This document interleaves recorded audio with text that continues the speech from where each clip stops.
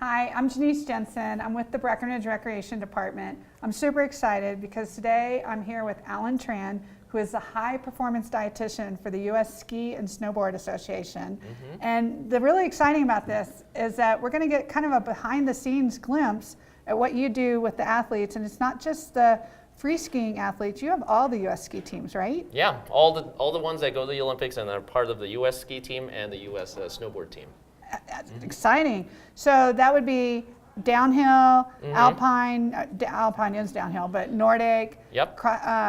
Aerials, freestyles, yep. Yeah, cool. And then all the half pipe and slopestyle athletes too. That's a lot of people. Yeah. So tell us, what do you do for diet with those athletes? Well, there's two phases, actually many phases for an athlete. The off-season training in the summertime when there's no snow, and getting their bodies prepared for the season, and then during the season, during all the competitions that are going on, just like the Grand Prix that's happening now, X Games, and the various other competitions that lead up to the Olympics. Yep. So both those things, they have to get their body in tip-top condition, and I'm part of a great team of sports medicine, strengthening and conditioning, and nutrition as that other component to put it all together. So I see that you have some samples here. Tell us what these are and how you use them with your athletes. Yeah, one of the important things, I mean, everyone needs to eat 3 square meals a day for just balanced nutrition, but these athletes are working really hard on the hill and spend great amounts of time on the hill and need to fuel for that activity. And so these are just some samples of some things they can bring on the hill, something as simple as a piece of fruit, some bananas, peanut butter sandwich, whole food items, but also convenience items that you can just store in your pocket, like Cliff Bars here, shot block chews, and that type of stuff that can round out what I call like your pocket pantry of things you can eat on the chairlift up to keep fueled for the whole day. And so are you actually like designing the meals for when they're off the hill, and then obviously helping with the supplements while they're on the hill? Are you feeding the team like all together, or do they have like shifts, or how does that work? Yeah, well, for big events like the Grand Prix this week and X Games and of course the Olympics, like I, with my team, we do on-hill or at the resort nutrition. So we'll do food service there, breakfast, lunch, dinner. I'm a trained chef too, and so I get to use those skills as well and put together great menus. Wow. But also have nutrition too. That's just got to be such an interesting and challenging job. So tell us a little bit more about what some of your challenges are when you're working with all the different athletes. I mean, they must have different wants and needs. Yeah. And so the athletes come from all over the country with different taste preferences. Some of them have dietary restrictions. Some are vegetarian or gluten intolerant or gluten free, and I have to go kind of rearrange those things. And not to mention the food has to taste good too. So I have to have varying things from Mexican food that's healthy, as well as some Americana type stuff and Italian, the list goes on and on. So what's your favorite part of the job? You mentioned that you're a trained chef. So are you in there like slicing and dicing and doing all that? Oh yeah, well, I don't cook in a professional kitchen all the time, and so some of my gigs involve cooking in the condo where the athletes are. And so sometimes I go into those condos, I have no idea what's in there, and so it's almost like a game show, right? Go in, assess what's going on, write the menu on the spot, go to the store, get the stuff, and cook dinner all in one afternoon. I hope they appreciate what you do for them. Yeah, I think it's really fun because there's many different places where they have been before. This position has expanded. My position with the ski team, so they've been there where they didn't have food service, and then coming in, it's to them I've heard lifesaver. You're a lifesaver over and over again. Oh, I bet.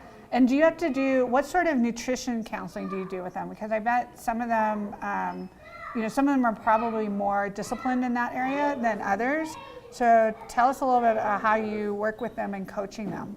Yeah, and so these athletes all have different goals. Some need to gain weight and gain muscle to become sturdier and stronger on the hill. Others need to do a little bit more weight maintenance and changing their weight going down. Many are recovering from major injuries, and that has its own set of nutrition goals. And so, assessing and just kind of walking them and being that food coach for them is really important. Well, and I know you said this is kind of what they use, pocket food that they can take on the hill. What about, we're always delighted to have them working out here at the Breck Rec Center. What about when they're doing their training here and they're in a recovery and all that? What sort of foods do you have them eat at that point? Yeah, and so there's two, well, sports nutrition 101, you need carbs for fuel and then protein as the building blocks for your muscle. And so during the workout, during your activity, during the day, then you need a good amount of carbohydrates, shot blocks, fruit, things with carbs in it. And afterwards, the recovery process is so important to be ready and rebuild and get ready for the next day. And so that component, you need protein. And so something like chocolate milk afterwards would be a great recovery snack. And so they're always thinking about how do they get that process moving. That is just super interesting. So we asked our staff, and they came up with some questions, and I think they're trying to play Stump the Nutritionist here, Okay. but not really. So we have some questions we want to ask you. So what food does the U.S. ski team want that you have the most trouble finding in other countries when they're competing? The two things would be avocados for guacamole. Trying to make Mexican food overseas is really tough, and so I'll actually bring some of my spices and hot sauce overseas. I brought like a whole case of it to Sochi in the last Olympics, and so that was just a lifesaver. But yeah, Europe, they're not really into Big spicy on foods. avocados and spice. Spicy foods, yeah. Okay, yeah. so I think they are very lucky to have you. So when we're not saying that U.S. ski team athletes ever binge on their diet, because we know that doesn't happen, but hypothetically, if they were eating things they shouldn't, what do you think is their favorite go-to bad food? I think from my experience, ice cream. Everyone seems to like ice cream, even when it's cold. Like I did a shopping demo with some of the athletes, walking with them, going through the aisles and buying their food, and all of them wanted ice cream. I'm like, it's 0 degrees outside and you want ice cream. It's like, yeah. That's hilarious. So, okay, this next one's a toughie. So if there's one case of power bars on the gondola going uphill at 5 miles an hour and 5 skiers have a power bar in their pocket skiing downhill, who gets the power bars at the top of the gondola? No, it's a trick question. So what we really mean is, how do you get your food up the hill for the athletes? Oh, well, some of these guys have great backpacks where they put a lot of their gear. I get the same backpacks in my gear bag, but my bag is full of food. And so I'll have all these different snacks, fruits, and lots of options for them to have on the hill. And do you go up on the mountain with them too? Wow. Yeah. Okay. So they want to know, what's your favorite color of M&Ms? Sorry. Oh, the blue one, for sure. The blue ones, yeah, red, white, and blue, right? Yeah, of course. So as a chef, what do you think for the athlete is the greatest challenge due to their culinary taste, or rather lack of culinary taste? Whichever. Well, a couple things that I see time and time again is kind of being in a rut in terms of a variety of things in their repertoire of cooking. So it's like, okay, well, in that case, then really think about foods that you can, dishes that you can just put a spin on. And so if you're gonna have grilled chicken, you can put grilled chicken on top of pasta, on top of salad, put a different spice on it. It's all the same thing, but different. Do you give them cooking lessons a little bit? That's a big part of my job during the summer when they're at our Park City training center. Yep. And there is a cookbook that we're working on that's really basic and just really geared for the athletes to really get them in the kitchen and being comfortable there. Great. They want to know, caffeine or no caffeine? What's your take on that?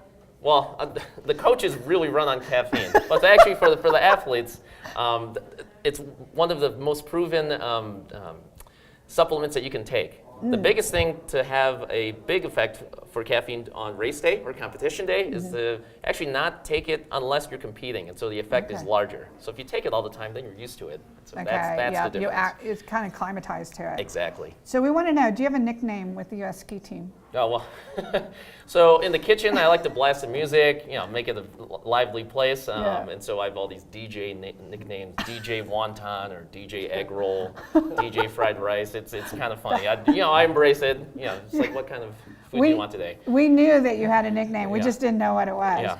We want to know, which team eats the most? Alpine, free skiing, moguls, or Nordic? Well, yeah, you would think that the downhill skiers, the big guys, would eat the most, and they do eat a lot. But the Nordic guys, their engines are running hot, and so they eat almost as much, maybe often at times the same amount of food as those guys. Okay. Have you tried the grapefruit diet? Oh, I've heard of it, and grapefruit's great. I can't eat just grapefruit. I don't think anybody can. We want to know, for you, what do you think is the most disgusting food? I kind of try everything, but there's some stuff in Eastern Europe that was just kind of fermented stuff that just pickled things and pickled pig's feet and that kind of type stuff is not the greatest. And there's some other ways to get pork in your life that's a little better.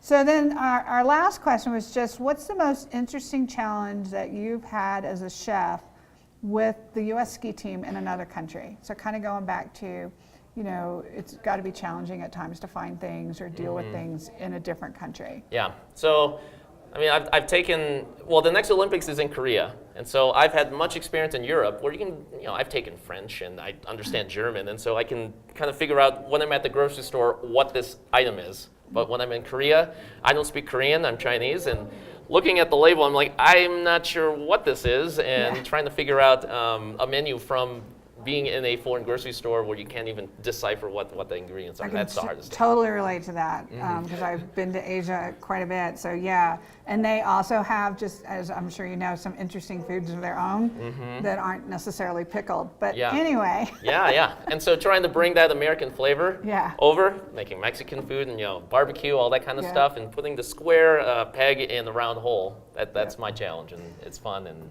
definitely challenging. This is super exciting. We're always so excited to have the U.S. ski team here in our facilities working out and supporting their training needs, as you also do. And I just thank you again for kind of giving us that behind the scenes look at what you're doing with the U.S. ski team. And we want to wish you and the athletes and the coaches a super successful season. Oh, thank you so much. Yeah. So hope to see you soon. Yeah, thanks. Yeah.